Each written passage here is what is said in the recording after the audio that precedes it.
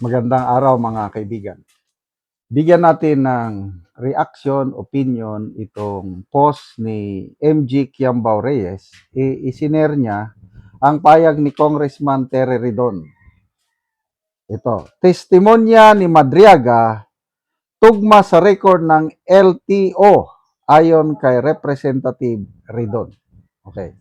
Bago lang, nag-post si Madriaga, mga picture, mga resibo ng mga big bikes. Harley, ano ba yun? Basta malalaki, mga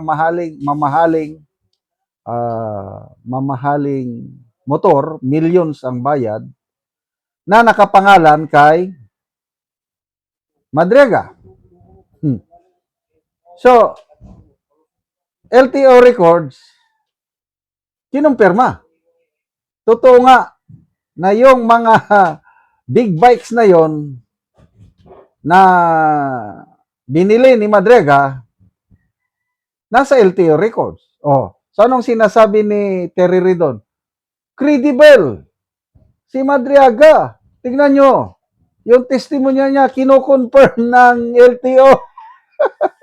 Kaya sabi ni Kiambao, MJ Kiambao Reyes, Madam Kiambao, ano na namang katarantaduhan to at pambobobong ginagawa nyo sa Pilipino?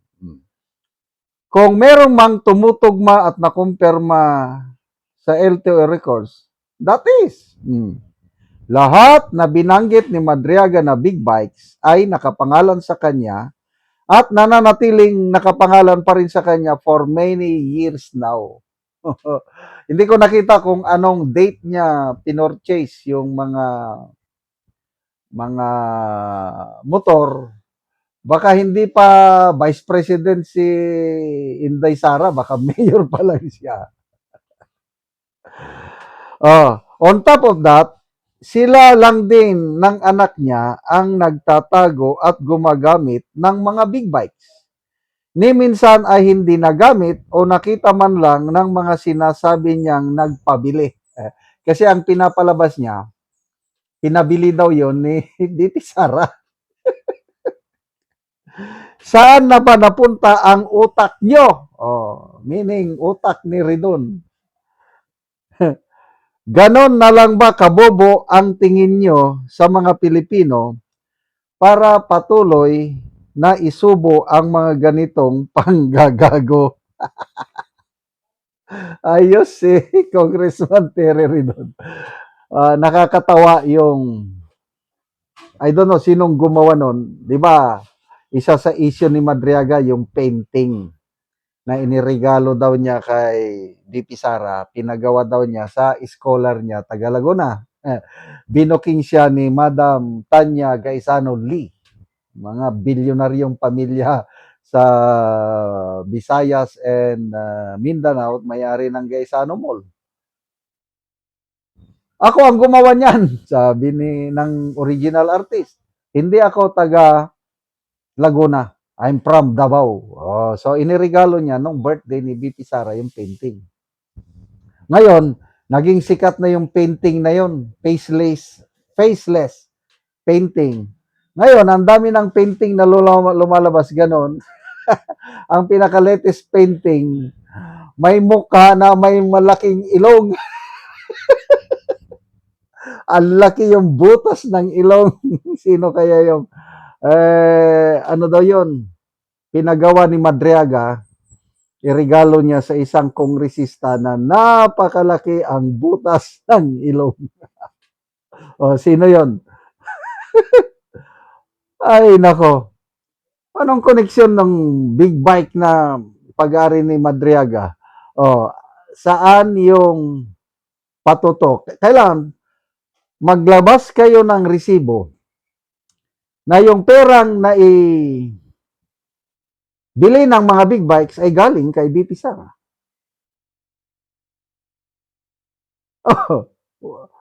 Yung inilabas ni Madriaga na manager's check, dalawa, ang daming kapalpakan na galing daw yon kay PRRD or BP Sara. Saan ka nakakita ng manager's check? Dalawang manager's check parehas ang check number. Saan ka nakakita ng cheque na red ang ink na ginamit? Never pa akong nakakita. Kasi nung tinyente pa ako, nung 1986 hanggang 1987, halos 2 years ako na naging finance officer ng infantry battalion namin. Encinas, katapusan, nag-withdraw ako ng cheque. For 2 years yan. So, ang dami kong nahuwakang cheque. Halos 1,000,000 isang buwan ang sweldo, allowances at iba pang benefits ng isang batalyon. Ni minsan hindi ako nakakita ng cheque na may red letter. So ang pinakita ni Madrigal, red. Ano pa? Ang daming kapalpakan. Yung barcode. Walang barcode. Ano pa? Yung location ng branch na sinasabi niya. It does not exist. So, dahil nabubulilyaso ang credibility ni Madriaga, kaya naghanap sila ng ipakita nila, oh, credible yan, oh. Ang mga motor. Tama, records ng LTO. O tama nga, kailang, anong connection yun kay BP Sara? Hindi ba yung tinanong ni Congressman Terry Redon? UP graduate pa naman ito. Tapos may nilagay pa niya sa resume niya na nag-aral daw sa Harvard. Hindi gamitin niyo ang inyong pagiging Harvard graduate o UP graduate. Mag-isip naman ng konti. Huwag niyo namang insultuhin ang katalinuhan ng mga Pilipino. O, tingnan natin ang nag-react, 3,400 ang nag-react, 2,600 ang tumatawa, 41 ang galit. Yung 698 nag-like. Baka ang nilike nila si MG Kiambao Reyes. O, ito ang mga comments. Samsan, Bernabe, sumbagay na lang ta, Tere. Suntukan daw. Ginagawang utso-utso ang sarili niya. Correct. Carlo Bacalla, ang lusog-lusog ni Mr. Bean, binubusog talaga ni Tambaluslos. Joey James, paano hindi tutugma sa LTO? Nakapangalan kay Madriaga at pag-aari niya yung motor, natural. Alangan na rin doon ang lalabas sa registration. Ay nako. Salamat mga kaibigan sa inyong pagsubaybay sa channel na ito. Nakakatulong kayo ng malaki sa tribong Talaandig ng Bukidnon dahil ang income natin sa channel na ito is pantulong po sa tribo. Namimigay tayo ng libreng yero at pako para makapagpatayo sila ng mas maayos na tirahan. Panoorin nyo ang video na ito. Nani ang nahatag na mo ngayro, so mag-atop na ni karon ang natagaan namo. So tanggalo na gyud ang mga sako. Mga pluro. Guys. Tanggalo na gyud. Ang mga hero lata na kayo. Tungod sa gadugayon na, so mga sako na lang gyud dayon ang gipang butang.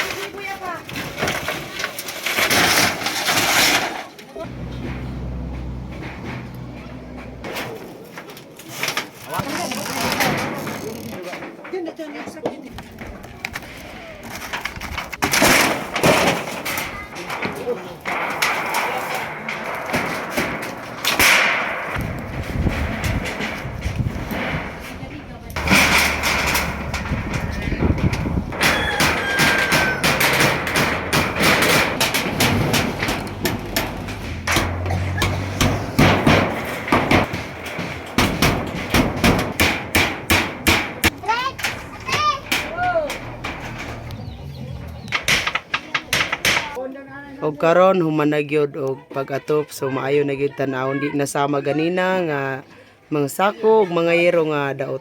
So karon maayo na gyud sa Ginoo nga ang salamat sa nagtabang nga tagaan gyud mig at mga top di namin maulanan, so especially salamat kayo sa Ginoo nga sa isugo sa Ginoo nga tao nga mutabang sa mga, so mura na daghang salamat. So salamat kaayo.